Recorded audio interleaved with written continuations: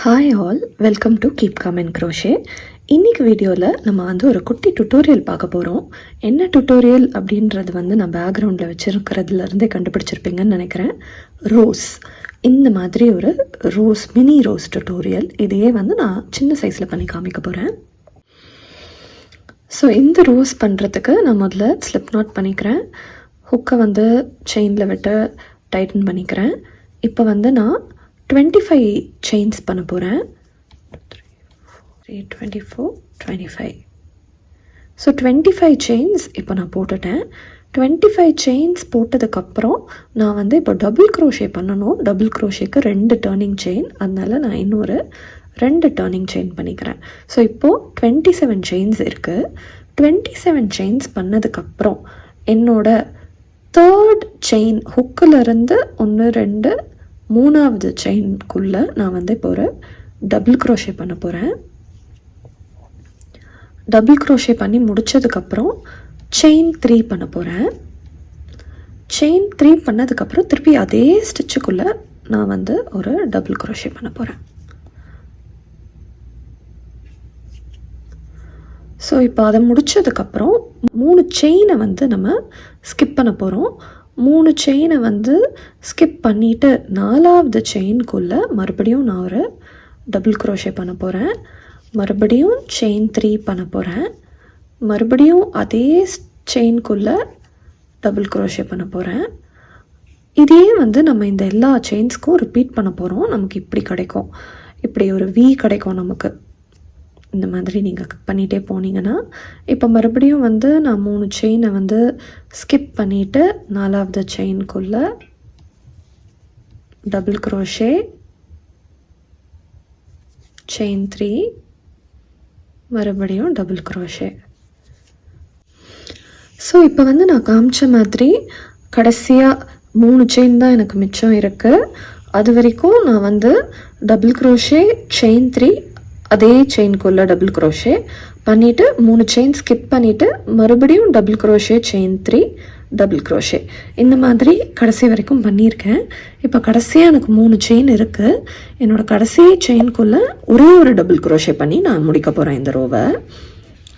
இந்த ரோவை முடித்ததுக்கப்புறம் நான் வந்து மறுபடியும் செயின் 2 பண்ணிவிட்டு டர்ன் பண்ண போகிறேன்.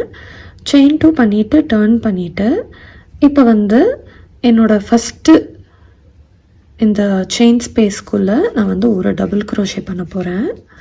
அதுக்கப்புறம் வந்து நமக்கு இந்த செயின் 3 ஸ்பேஸ் வருது.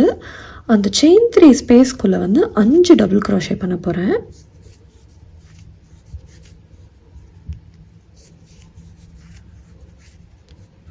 மூணு, 4, 5. ஸோ இப்போ இங்கே 5 டபுள் க்ரோஷே பண்ணிக்கிறேன். நீங்கள் வந்து எவ்வளோ பெருசாக வேணால் பண்ணலாம். இப்போ இந்த 5 டபுள் க்ரோஷேன்றது வந்து நீங்கள் ஒரு 6, 7 டபுள் க்ரோஷே அப்படின்ற மாதிரி கூட பண்ணலாம். நான் அப்படி இது வந்து ஸ்டாண்டர்ட் கிடையாது. அதுக்கான காரணம் உங்களுக்கு எவ்வளோ ஸ்பேஸ் இருக்கோ அவ்வளோ நீங்கள் பண்ணிக்கலாம்.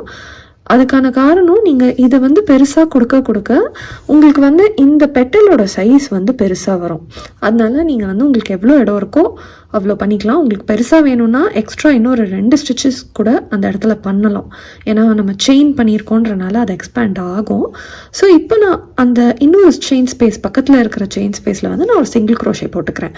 அந்த சிங்கிள் க்ரோஷே போட்டால் தான் உங்களுக்கு அந்த பெட்டல் வந்து இந்த ஆர்ச் வந்து இங்கே முடியும். சரியா? இப்போ மறுபடியும் எனக்கு இன்னொரு செயின் 3 ஸ்பேஸ் வருது. அந்த செயின் 3 ஸ்பேஸில் மறுபடியும் நான் ஒரு 6 டபுள் க்ரோஷே பண்ணிக்கிறேன்.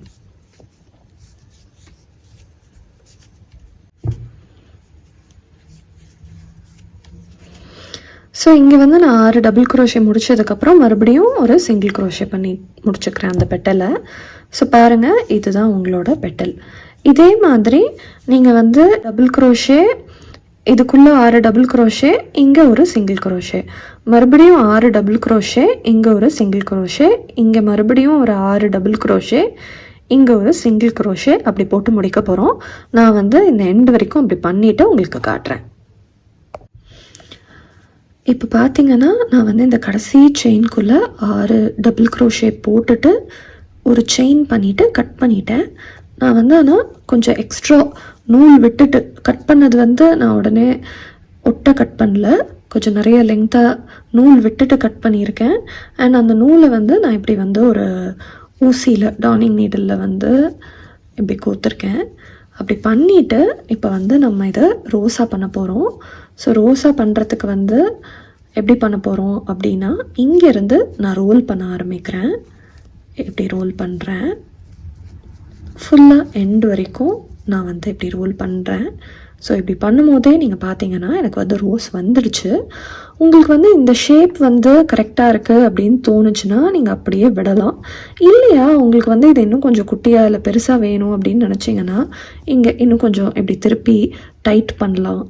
இல்லையா இன்னும் கொஞ்சம் இப்படி ஃப்ளாட் பண்ணி இப்படி ஓப்பன் பண்ணி விட்டிங்கன்னா இன்னும் கொஞ்சம் ஃப்ளாட்டாக வரும். ஸோ அது வந்து நீங்கள் கொஞ்சம் அட்ஜஸ்ட் பண்ணிக்கலாம். இப்படி அட்ஜஸ்ட் பண்ணிவிட்டு நீங்கள் பின்னாடி பார்த்தீங்கன்னா உங்களுக்கு இப்படி இருக்கும். நம்ம சுற்றி இருக்கோம் இல்லையா, ஸோ அது சுற்றினது இப்படி ஒரு ரவுண்ட் வரும். ஸோ அப்படி வரும்போது எப்படி இதை இப்போ அட்ஜஸ்ட் பண்ணி அப்படியே ரோஸாக வைக்கிறது அப்படின்னா, இங்கே என்னோடய ஸ்டிச் முடியுது இல்லையா, நான் வந்து இப்படி அந்த ரவுண்டு இருக்குல்ல, அந்த ரவுண்டுக்குள்ளே நான் இப்படி விட்டு லாக் பண்ணுறேன். மறுபடியும் அப்படியே ஆப்போசிட் டைரெக்ஷனில் இங்கேருந்து இங்கே இப்படி விட்டு இப்படி பண்ணுறேன். இதே மாதிரி நீங்கள் வந்து ஒரு 4-5 தடவை பண்ணிங்கன்னா நீங்கள் சுற்றி இருக்கிற ரவுண்ட் வந்து அப்படியே இன்டாக்டாக டைட் ஆகிடும். ஸோ நீங்கள் இப்படியே ஒரு 4-5 தடவை பண்ணி லாக் பண்ணிட்டீங்கன்னா உங்களுக்கு பார்த்தாலே தெரியும் அது வந்து டைட்டாக அப்படியே ஃபிக்ஸ் ஆகிருக்கிறது. இதோ இப்போ நான் 4-5 தடவை பண்ணி முடிச்சிட்டேன். அது எப்படி டைட்டாக ஃபிக்ஸ் ஆகிருக்கு பாருங்கள். ஸோ இப்போது நல்லா டைட்டாக இருக்குது. வேணும்னா இன்னொரு 2 தடவை கூட பண்ணிக்கோங்க. அது வந்து அப்படியே மூவ் ஆகாமல் டைட்டாக இருக்கிறதுக்கு. கரெக்டாக ஃபிக்ஸ் ஆகிடுச்சு அப்படின்னு உங்களுக்கு தோணுச்சுன்னா இதை இதுக்குள்ளே இப்படி விட்டுட்டு நாட் பண்ணுறதுக்கு இப்படி தான் நாட் பண்ணுவீங்க. இந்த த்ரெட்டை வந்து அப்படியே சுற்றிட்டு இழுத்துடுங்க. அப்படி நீங்கள் இழுத்திங்கன்னா நாட் ஃபார்ம் ஆகிடும். இப்படி டைட்டன் பண்ணதுக்கப்புறம் மறுபடியும் அதை அப்படியே இப்படி விட்டுட்டு இப்போது அந்த த்ரெட்டை வந்து கட் பண்ணிவிடுங்க. இந்த எக்ஸஸ் த்ரெட்டையும் நீங்கள் கட் பண்ணிடலாம். ஸோ அப்படி நீங்கள் பண்ணிட்டீங்கன்னா உங்களோட மினி ரோஸ் ரெடி.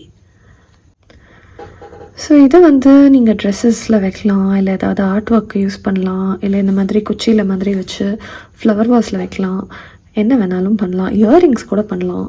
நிறைய உங்களோட இமேஜினேஷனை பொறுத்து பண்ணலாம். இந்த டுட்டோரியல் உங்களுக்கு பிடிச்சிருக்கும்னு நினைக்கிறேன். இது உங்களுக்கு பிடிச்சிருந்ததுன்னா ட்ரை பண்ணி பாருங்கள். எப்படி வந்துச்சுன்னு கமெண்ட்ஸில் சொல்லுங்கள். வேறு ஏதாவது டுட்டோரியல்ஸ் போஸ்ட் பண்ணணுன்னாலும் எனக்கு கமெண்ட்ஸில் சொல்லுங்கள். எல்லா வீடியோஸையும் மிஸ் பண்ணாமல் பார்க்குறதுக்கு லைக் பண்ணுங்கள், ஷேர் பண்ணுங்கள், சப்ஸ்கிரைப் பண்ணுங்கள். இன்னொரு டுட்டோரியலில் பார்க்குறேன். பாய்.